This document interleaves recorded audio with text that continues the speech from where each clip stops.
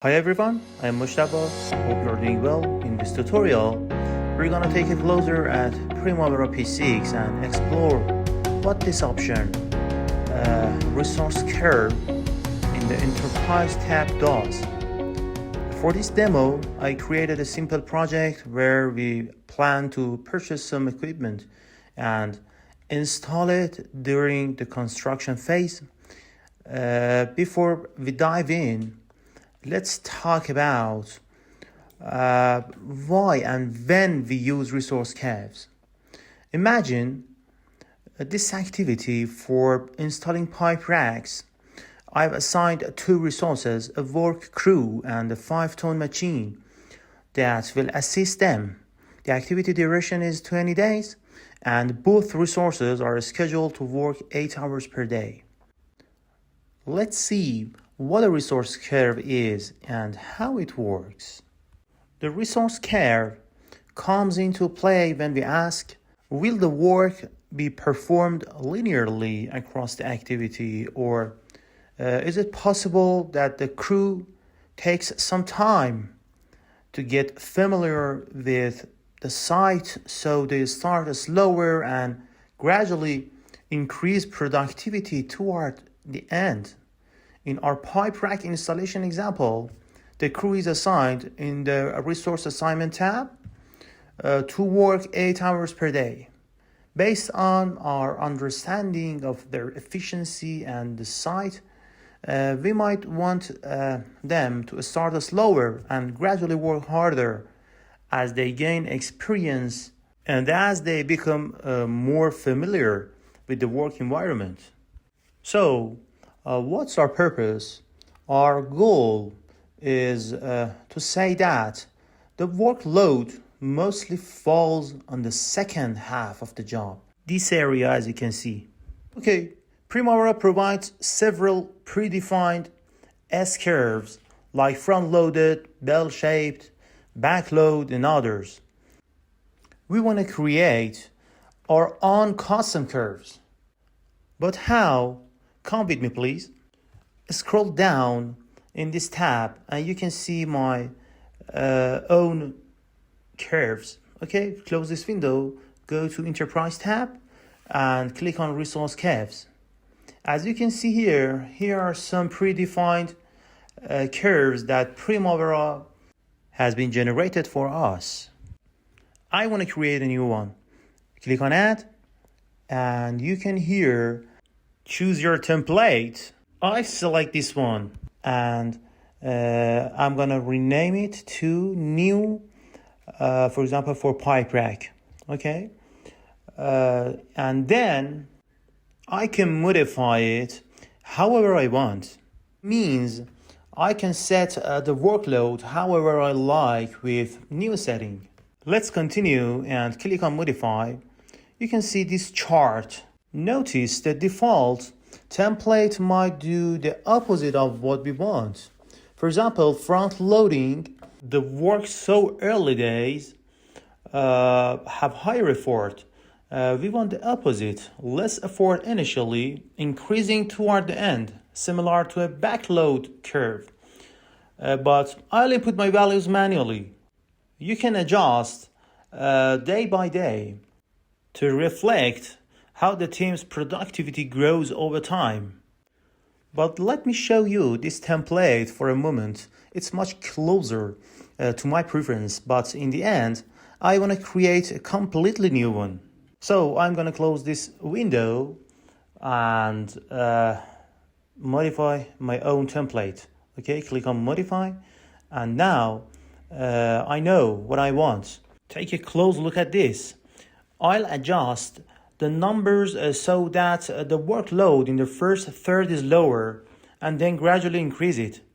Just like in real project management, it's the student syndrome.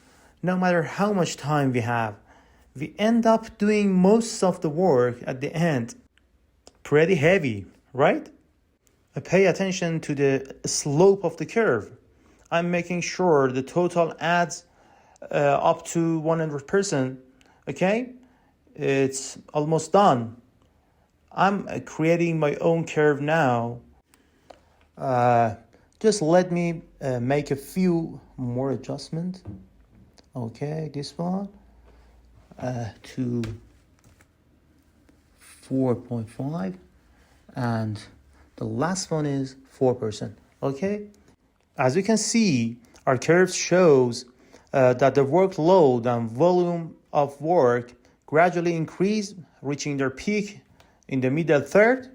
Now I've designed my curve just the way I wanted. So click OK and press close. But we have to allocate our curve to the specific activity. Now, if I assign this to the specific activity, it means this work team will operate in this way only for this activity and won't have any work in the other activities. So, as a result, we can select our desired curve and observe the change together. Let's do. Okay. Now I'm gonna select my curve and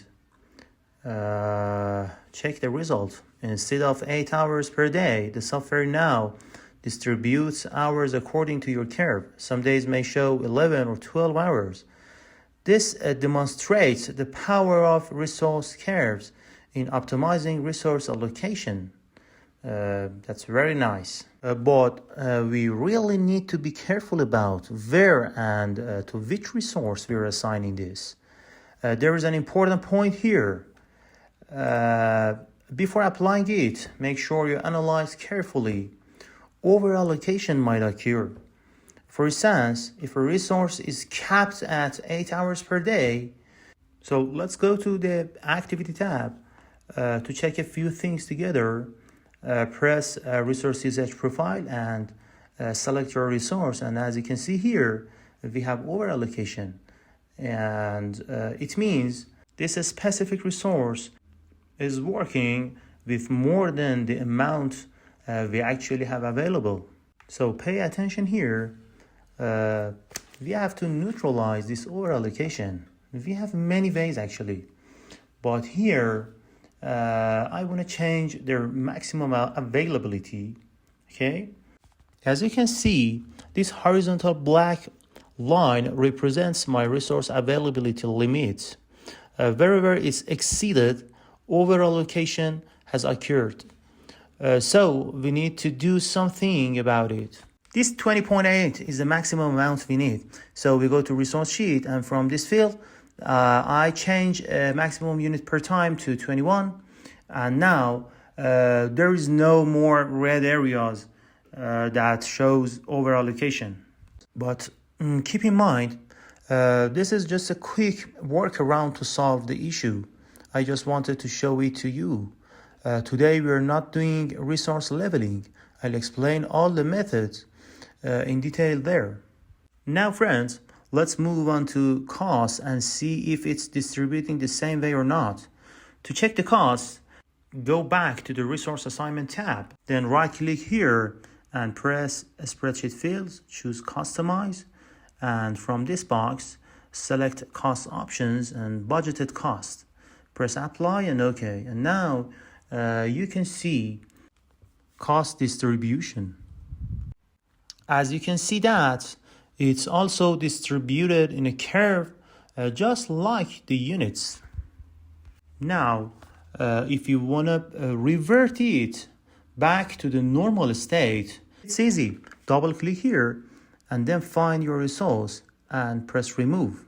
And if you delete it, your distribution will return to a linear state, as you can see here in the chart in Resource Usage Profile. But as you can see, the black line is higher. It represents our maximum consumption limit because we previously told it that more of this resource is available. So we have learned how to distribute resources over an activity the way we want and how to remove assigned curves. As you can see from here, we could add or remove, and from this box, we can modify and create a new curve. Okay.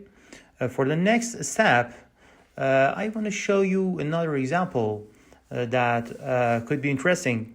I sometimes use this method for high volume daily purchases myself, and I find it quite interesting. Take a look at these materials of mine. They are all purchases. So, let's say we want to purchase a control room for $2,000. If we don't want a linear distribution, we can create a 3-point cost curve, 33% upfront, 33% during work, and 34% at the end. Assigning this to the activity, P6 distributes the cost exactly as intended. As you can see here, now the cost is distributing linear, but I want to change it by my contract terms, as I said before.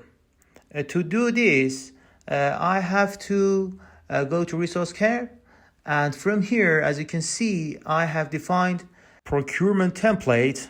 As I said before, 33% here, 33% here, and 34% at the last. Very good. Press OK, close, and I want to assign it to this specific item. I select procurement and press add. OK. As you can see, it's allocating the cost in 3 stages, which exactly matches the payment terms of my contract with the supplier. In order, it's 1/3 as prepayment, 1/3 during construction, and the final third at delivery time. It's incredible and really great way to show that.